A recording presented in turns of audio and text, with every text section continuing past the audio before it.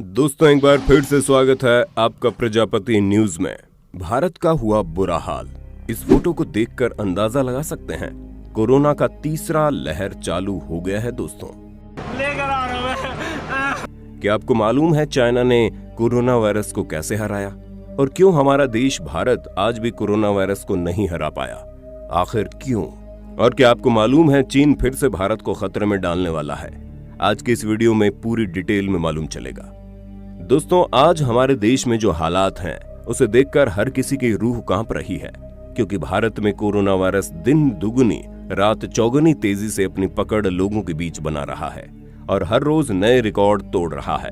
ऐसे में आपके दिमाग में ये सवाल कभी न कभी तो आया होगा कि दुनिया की सबसे बड़ी आबादी वाला देश चाइना, जहां से ये खतरनाक वायरस निकला था, आज पूरी तरह से कोरोना वायरस मुक्त कैसे हो गया?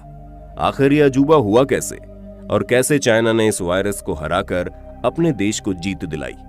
वहीं हम भारतवासी आज भी इस खतरनाक वायरस की चपेट में आकर कुत्तों की मौत मरने को मजबूर है। तो दोस्तों आज की वीडियो में मैं यानी आपका दोस्त विशाल प्रजापति आपके सभी सवालों का जवाब दूंगा, बस वीडियो के अंत तक बने रहना। दोस्तों एक दिन में 4 लाख नए कोरोना केस का आंकड़ा पार करते हुए हमारा भारत पूरी तरह से इस वायरस के चपेट में आ चुका है। आज के टाइम पर किसी को भी कुछ समझ में नहीं आ रहा कि आखिर क्या किया जाए। वहीं दूसरी तरफ दुनिया के बाकी देश चैन की सांस ले रहे हैं, खास करके वो देश जो सबसे पहले इस वायरस से संक्रमित हुआ, लेकिन आज वहां के लोग बिल्कुल नॉर्मल जिंदगी जी रहे हैं। ऐसे में कई सारे लोगों के दिमाग में ख्याल आया होगा कि आखिर चाइना ने चमत्कार किया कैसे। तो दोस्तों सबसे पहले हम आपको बता दें कि चाइना ने अपनी पूरी व्यवस्था टाइट करके रखी थी। जहां 2020 के नए साल पर दुनिया खुशियां मना रही थी, वहीं चाइना इस वायरस से जूझ रहा था। मामले दिन प्रतिदिन बढ़ते जा रहे थे और किसी को कुछ समझ में नहीं आ रहा था कि क्या किया जाए और क्या हो रहा है ये। लेकिन चाइना ने बिना हार माने लोगों के हित में काम करना शुरू कर दिया और ऐसे बहुत से काम किए जिसकी वजह से आज चाइना में ये वायरस ना के बराबर है। दोस्तों सबसे पहले तो चाइना के जिस वुहान शहर से ये वायरस फैल रहा था, वहां पर पूरी तरह से लॉकडाउन लगा दिया गया और सिर्फ वुहान में ही नहीं बल्कि उसके आसपास के शहरों में भी संपूर्ण लॉकडाउन लगा दिया गया। लोगों के फ्री कोरोना वायरस टेस्ट हुए, जिनका इंश्योरेंस नहीं था उसके इलाज का खर्चा उठाने की जिम्मेदारी सरकार ने ले ली। और तो और मात्र 7 दिन के अंदर एक ऐसा अस्पताल खड़ा कर दिया गया जहां पर कोरोना वायरस से संक्रमित लोगों का इलाज हो सके। सिर्फ इतना ही नहीं, बीमार लोगों के बारे में इंफॉर्मेशन देने वाले तक को इनाम भी दिए जा रहे थे ताकि ज्यादा से ज्यादा लोगों को इस बीमारी से बचाया जा सके। इसलिए दिन में 40,000 टेस्ट होने लगे और ये सभी चीजें चाइना के लिए इतनी ज्यादा फायदेमंद साबित हुई कि कुछ ही महीनों के अंदर वुहान वापस अपने काम पर लग गया। और अब ये हाल है कि चाइना में लगभग हर किसी को वैक्सीन लग चुकी है ताकि ये संक्रमण अगर दोबारा से फैले तब भी किसी को मौत के घाट न उतरना पड़े। और इन्हीं सब तरीकों पर काम करके चाइना ने वाकई में इतिहास रच दिया। आगे बढ़ने से पहले अगर आप हमारे चैनल पर नए हैं तो प्लीज सब्सक्राइब करके घंटा हिलाना मत भूलना। ऐसा करने से आप पर कृपा आनी शुरू हो जाएगी। ट्राई करो, इट्स वर्क।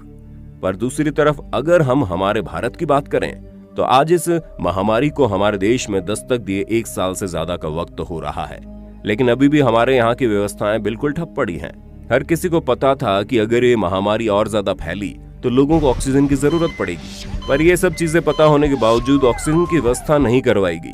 अरे ऑक्सीजन तो छोड़िए, यहाँ तक कि हमारे देश में मरीज को भर्ती करने के लिए बेड तक नहीं है। जहां इस वायरस के फैलते ही चाइना ने केवल 7 दिन में अस्पताल बनवा दिया, लेकिन हमारे भारत में अस्पताल तो छोड़िए, अस्पताल के बाहर खड़े होने तक की जगह नहीं बची है साहब। हालात ये है कि अगर कोई मरीज मरता है तब जाकर उसका बेड दूसरे मरीज को मिलता है। ऊपर से इलाज के खर्चे इतने हाई है कि अगर एक बार इंसान को कोरोना वायरस हो गया तो उसके जीवन की पूरी जमा पूंजी तो केवल उसके इलाज में ही लग जाएगी। और इन सब चीजों के बीच सबसे ज्यादा शर्म की बात यह है कि हमारी भारत सरकार हाथ पर हाथ धरकर बैठी है और उन्हें इस बात से कोई लेना देना नहीं है कि देश में कौन किस तरह मर रहा है।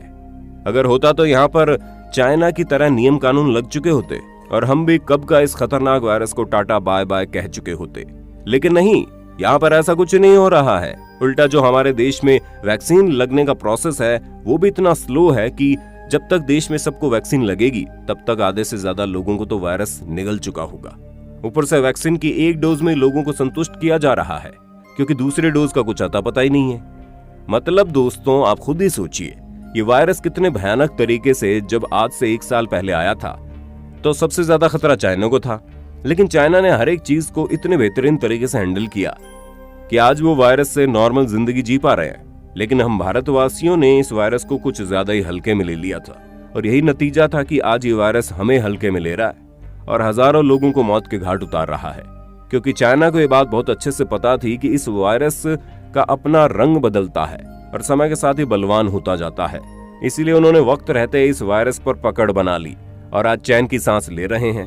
पर ये बात हम भारतवासी नहीं समझ पाए, जिसका नतीजा हमें भुगतना पड़ रहा है और हालात इससे भी बदतर होने वाले हैं, क्योंकि आने वाले 1-2 महीना बहुत ही ज्यादा क्रिटिकल होंगे।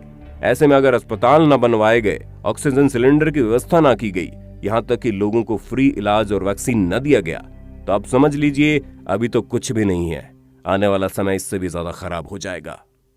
अब दोस्तों, भले ही भारत और चाइना का 36 का आंकड़ा चलता हो, लेकिन इस मामले में हमें इस चाइना से सीख लेनी चाहिए कि किस तरह हम इस महामारी से निपट सकते हैं, क्योंकि जितनी तेजी से चाइना ने वायरस को भगाया है वाकई में काबिल तारीफ है, और जिस तरह हम भारतवासियों ने इस वायरस को हल्के में लिया है उससे ज्यादा शर्मसार बात कोई हो ही नहीं सकती।